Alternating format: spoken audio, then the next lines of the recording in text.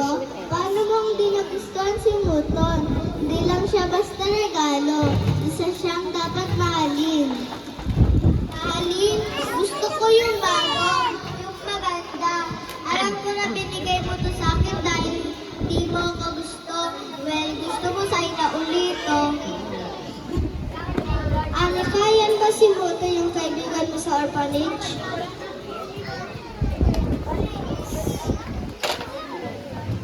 Anika, ba't hindi mo binigyan si Gia ng magandang regalo? Di ba nga ang sabi, it's better to give than to receive. Ang gusto mo lang ay makatanggap ka ng maganda at ibigay mo ang pangit. Baka sarili ka, Anika. O Jada, sandali lang. Miss Gian, Miss Gian. O, Verusia, ano yan? Anong nangyayari dito? Gia, anong problema? Anika, saan ka pupunta? Verusia, anong nangyayari dito? Miss Gian, isang si Anika ang kaibigan niya si Muton. Okay, dahan-dahan lang. Sige, Verusia. Habang nag-practice ng choir, sabi ni Anika na may isa siyang kaibigan sa buong mundo. At ito ay si Muton.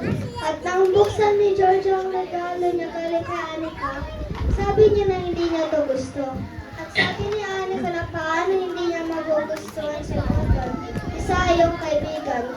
Kaya ngayon po tumakbo si Anika dahil pinagtawalan namin siya at ang kanyang regalo na si Muton. Na isa lamang laro ang lupa. O, mga bata, bakit wala tayong pagpapahalaga?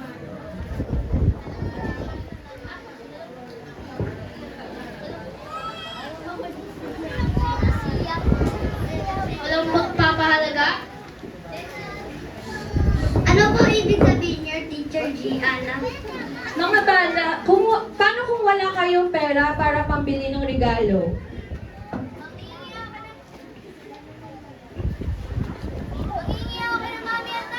Paano kung wala kayong mami at daddy? Oh no!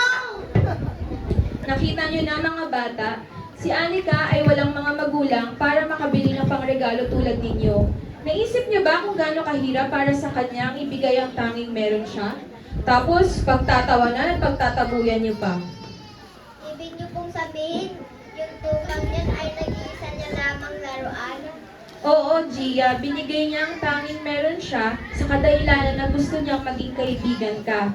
At ang pinakadakilang regalo na ibinigay niya ay hindi man lang napansin. Ano pong regalo?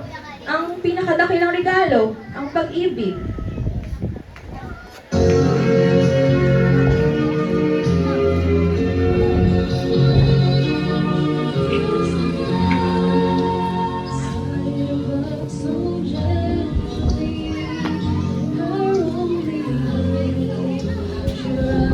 So